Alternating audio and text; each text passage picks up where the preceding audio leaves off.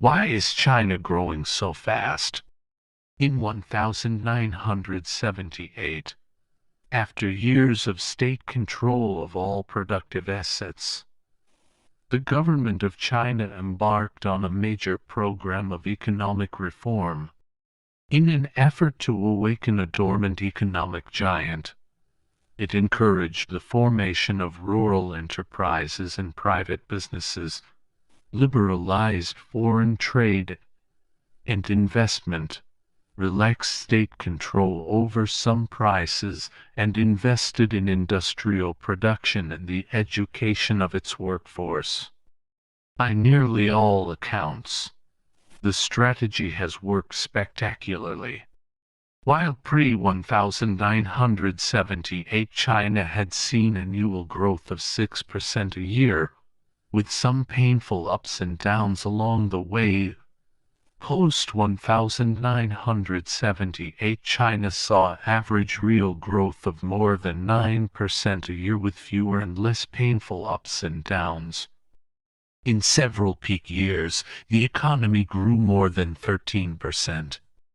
Per capita income has nearly quadrupled in the last 15 years, and a few analysts are even predicting that the Chinese economy will be larger than that of the United States in about 20 years. Such growth compares very favorably to that of the Asian tigers Hong Kong, Korea, Singapore, and Taiwan province of China, which, as a group, had an average growth rate of 7–8% over the last 15 years. Curious about why China has done so well, an IMF research team recently examined the sources of that nation's growth and arrived at a surprising conclusion. Although capital accumulation, the growth in the country's stock of capital assets, such as new factories, manufacturing machinery, and communications systems, was important, as were the number of Chinese workers. A sharp, sustained increase in productivity, that is, increased worker efficiency, was the driving force behind the economic boom. During 1979–94, productivity gains accounted for more than 42% of China's growth, and by the early 1990s had overtaken capital as the most significant source of that growth. This marks a departure from the traditional view of development in which capital investment takes the lead. This jump in productivity originated in the economic reforms begun in 1978. Measuring growth. Economists studying China face thorny theoretical and empirical issues, mostly deriving from the country's years of central planning and strict government control of many industries, which tend to distort prices and misallocate resources.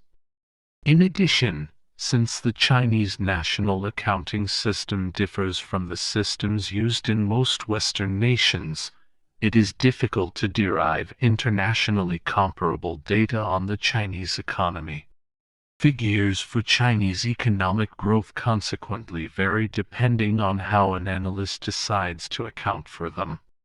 Although economists have many ways of explaining or modeling economic growth, a common approach is the neoclassical framework, which describes how productive factors such as capital and labor combine to generate output, and which offers analytical simplicity and a well-developed methodology. Although commonly applied to market economies, the neoclassical model has also been used to analyze command economies. It is an appropriate first step in looking at the Chinese economy and yields useful benchmark estimates for future research. Framework does, however, have some limitations in the Chinese context. Original data for the new IMF research came from material released from the State Statistical Bureau of China and other government agencies. Problematically, the component statistics used to compile the Chinese gross national product GNP have been kept only since 1978. Before that, Chinese central planners worked under the concept of gross social output, GSO, which excluded many segments of the economy counted under GNP. Fortunately, China also compiled an intermediate output series called National Income, which lies somewhere between GNP and GSO and is available from 1952 to 1993.